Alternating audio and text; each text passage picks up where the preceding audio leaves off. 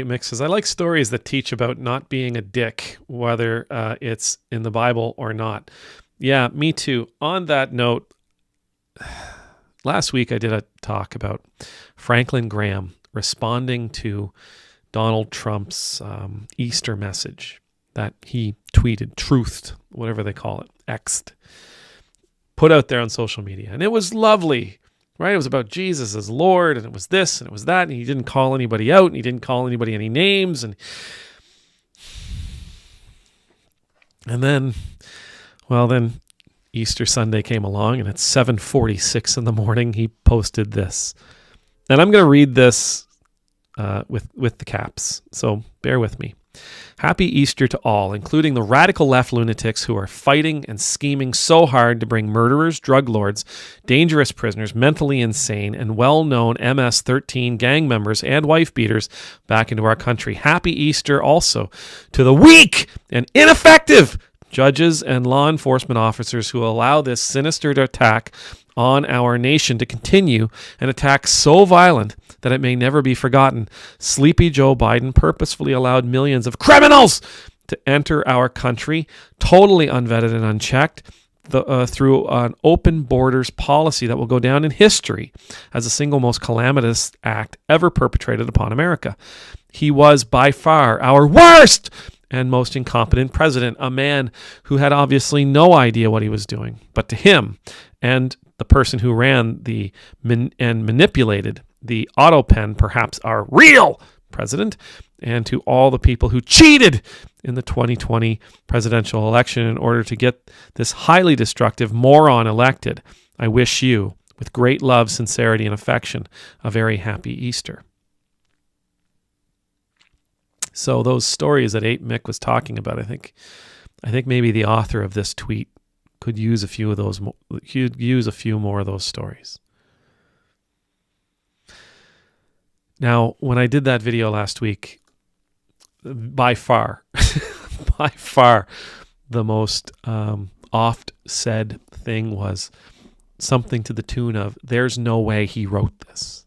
So this one, the message that I shared last week, his first Easter, the beta version of his Easter message,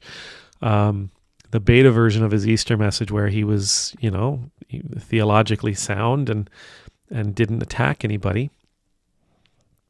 The most oft commented thing was something to the tune of, "He didn't write this. There's no way he wrote this. There's no friggin' way he wrote this," something along those lines. This one, however, my guess is everybody is going to be pretty certain that he wrote this thing at 7:46 in the morning. And I mean, just look at the length of it. He probably had to get started at about 5:30, right? Like he got up in the middle of the night, maybe he had to go to the bathroom and thought, it's Easter today. It's time for it. It's time for my real Easter message. And there it is.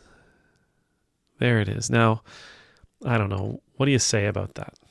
What are we supposed to say about that? First of all, I'd love to see Franklin Graham's response to that. I haven't, as of recording this video, seen Franklin Graham say anything about that message, but I'd love to see what he has to say about that kind of thing.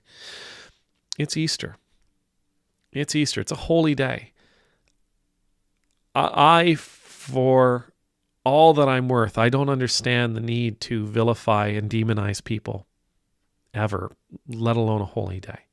I don't think that's a good look for us. I don't think that's something that a Christian should do. I don't think a Christian should proclaim something like Happy Easter and then like sort of backhandedly, not even passively, just backhandedly trash a whole bunch of folks. I think that is demeaning to the day.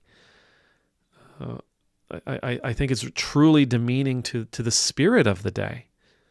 I don't remember Jesus walking out of the tomb and saying a whole bunch of nasty stuff about the Pharisees or the Sadducees or the people of the Sanhedrin. I don't think, I can't remember where Jesus stood up and started yelling about all those phonies who chose Barabbas over him and forced him to go through this stuff. I can't remember anywhere after Jesus' resurrection where he openly vilifies Pilate and Judas. I don't see it. I just do not see it there. Even when he has his encounter with Peter, and Peter's on edge because he had denied Jesus 3 times, just like Jesus said he would, and now Jesus was back, and the guilt and the shame that Peter would have been feeling because of his actions, and because he said, "I will never do that, Lord." Now Peter has to deal. Like, he's got this. There's a timidity about him that when he has this encounter with Jesus, and Jesus forgives him, just holy, just think nothing of it, my friend. That's the Spirit, right? The spirit of Easter is about the conquering of sin and death. It's not about airing our grievances. It's not about rage, rage farming, trolling on social media. And I hope we're better than this. I hope we're better than this. But when I read it, and I read it a few times, and I read it to my wife, and she's the one that said, I need to yell the caps because she thought that was hilarious. But I think at the end of the day, what I want to offer everyone about this message, I don't want to spend any more of my time. I don't want to spend any more of my time on it.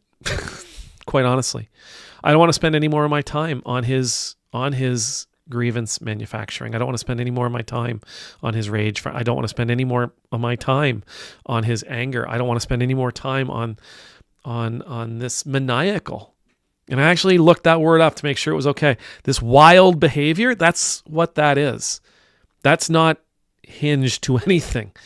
That is unhinged. That's the new dictionary picture of unhinged is a tweet like that. That is maniacal in its nature.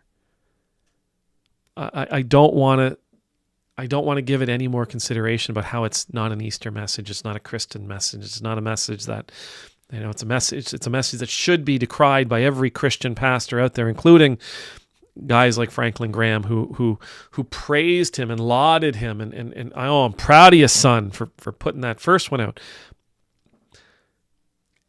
And so that's what I want to offer you. What are we supposed to do with this? So we need to know what happened. We need to know what it said. And then we need to let it go. Now, I'm not saying this about everything.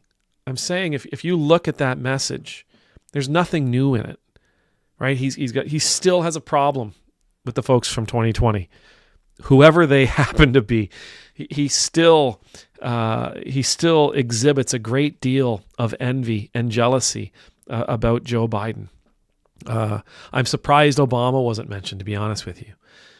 Maybe that's who he meant by the person who used the auto pen and manipulated the auto pen. There's nothing new in there for us. And therefore we, I think, need to learn and practice letting that kind of nonsense go. Pay attention to the things that he's doing. Absolutely. Understand the things he's saying. Yes. Hear and listen to him when he speaks, for sure. But then I think we've got to be able to file some of this stuff straight to the garbage, right? There's an A pile, there's a B pile. In those piles, in A, we really get at it. B, well, we can look at it later. We really got to make sure that the things he's saying, it's not something new. It's not a new policy that he's offering. It's not a new horror he's unleashing on us. Yes, be aware. Once we understand that this isn't a new policy, this isn't a new horror that he's unleashing on us, that this is just him waking up after eating way too much pepperoni the night before, not having a great sleep, and being in a really ugly mood, we let it go. Don't carry this kind of stuff with you. It's not going to help, right? Don't carry this kind of stuff with you. It's not going to help you in your greater purpose. It's not going to help you in your greater mission. It's not going to help you as you journey with your neighbors. It's not going to help you as you do what you can today to love God with all your heart, mind, soul, and body. It's not going to help you feed people. It's not going to help you clothe people, visit people. It's not going to help you heal people. All it's going to do is tax you. It's just going to exhaust you. C-pile it. It goes to the garbage. You've read it. You've seen it. You've read it. You understand it. Goodbye. Amen.